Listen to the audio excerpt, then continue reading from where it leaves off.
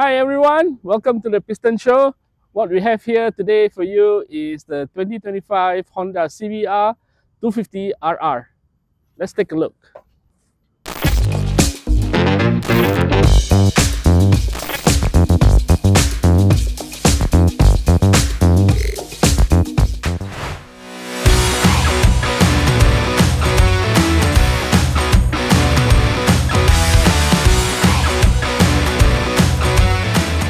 Okay, as you can see, outwardly the bike is still the same. Yeah, the lights, the cutting, the design, even the exhaust, everything still looks the same. But Honda has done some revisions to this 2025 model.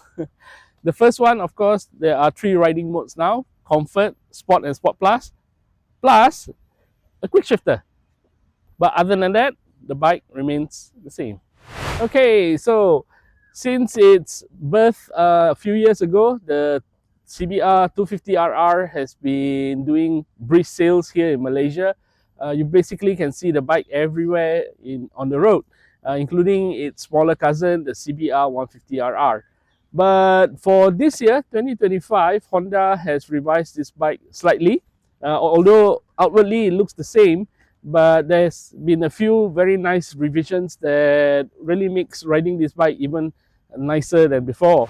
Guys, we'll just like to take a minute to acknowledge our sponsor for this episode. Castrol has just introduced the Castrol Power One Ultimate Superbike 10W50, Castrol's ultimate performance oil for superbikes.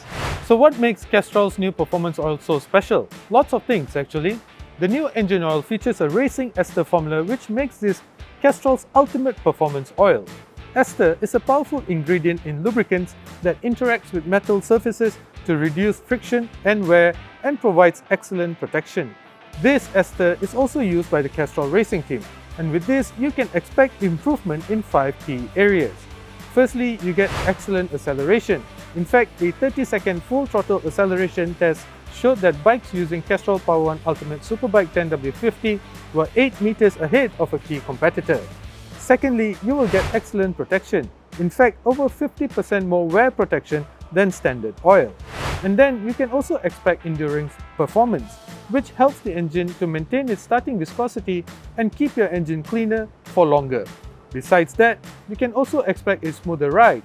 The new lubricant is JASO MA2 rated, which is the highest clutch friction performance rating. This gives you a smooth ride by maintaining the right friction level to prevent clutch slippage.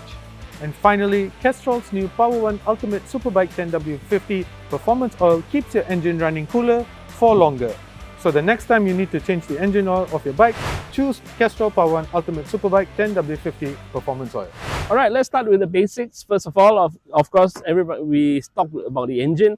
It's still the same 249.7cc twin cylinder engine, yeah, parallel twin, which makes 41 HP at 13,000 RPM and 25 Newton meters of torque at 11,000 RPM.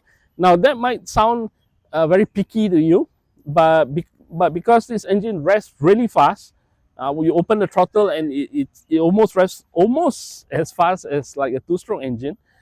Before you know it, it's already hitting the shift light. Okay, so that's why, like I said, when I rode the bike, it's like it just takes off. It's like it's got a lot of torque in this engine. Instead of what you normally get from a 250cc bike, is that you need time for it to build up the revs and the power. Other than that, the forks now Showa upside down, Showa separate function forks, upside down forks. These are really nice on the street. When you hit potholes and irregularities on the road, it's not as stiff as before, same as the monoshock at the back. It's now got a quick shifter and 3 ride modes. Okay, starting with Comfort, then you go to Sport and Sport Plus. Now each of these has a different level of throttle response. It has ride-by-wire throttle. So, but my preference, of course, is riding in Sport Plus, especially after dropping off the CB650R yesterday. Now, what surprised me about this bike is that I was thinking, oh man, I just dropped off a bigger bike, a more torquier bike, a more powerful bike than this one, and I'm gonna ride this one, rev its innards out on this one. But it turns out to be a different case, because when I rode this bike, It was really surprising. For one, really surprisingly torquey. The bike just takes off. Not really like any other 250cc the two-cylinder bike out there in the market. Yeah. Other than that, the quick shifter was of course very smooth. Typical Honda quick shifter, very smooth, like its really bigger cousin, the CBR 1000 Triple R. And of course, now while I would again, like I said, outwardly looks different, but the riding dynamic seems to be a little bit different as well with this one.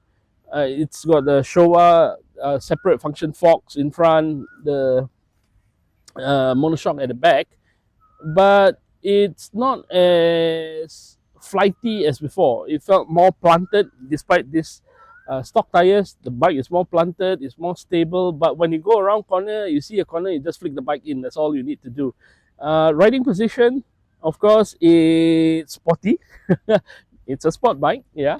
And but because it's got narrower tires than bigger bikes, going around traffic and everything, it's so nice. Coming up here to Putrajaya this morning on the Max Highway, I was just cruising at 130, 140, no problem at all. The engine wasn't like screaming and yelling like it's at the end of its life.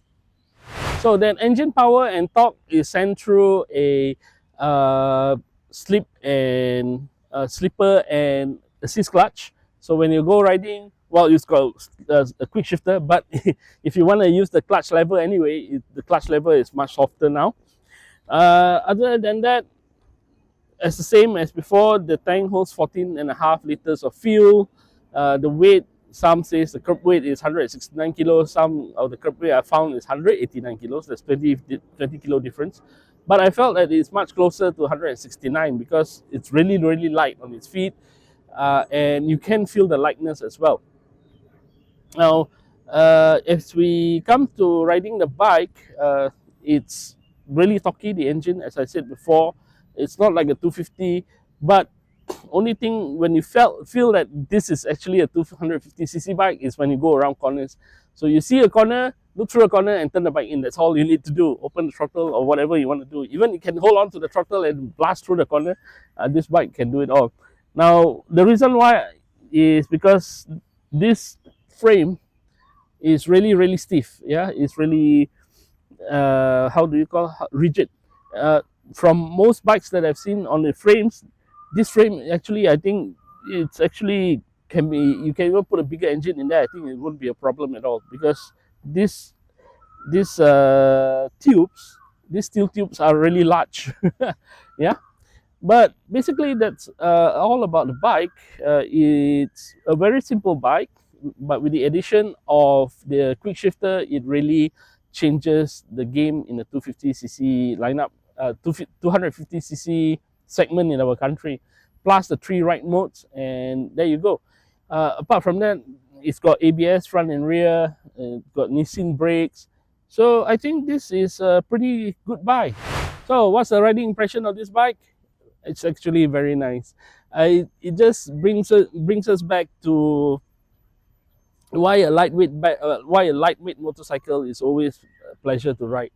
Lightweight, I mean, it's easy to push around, it's easy to, reverse into a parking lot, easy to push around if you need to get out of a parking lot, and especially when you want a corner, because of the lightweight, you just chuck the bike into the corner, and basically that's all you need to do.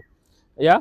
But what really surprised me was that, coming back to what I said about the power figures, now 13,000 RPM for the maximum horsepower and 11,000 RPM before you reach maximum torque really looks really what's that called, picky. So the figure looks almost like a two-stroke engine.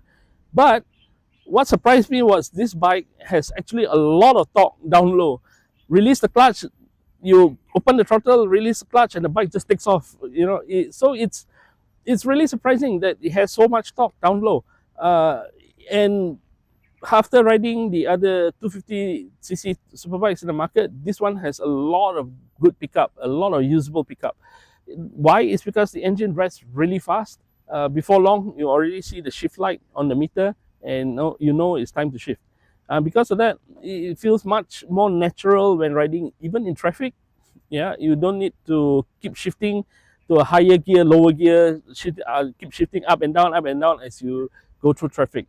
A pretty good bike, no right? So it retails for 27,999 ringgit. So check this bike out at your nearest Honda showroom. Yeah, thank you for watching.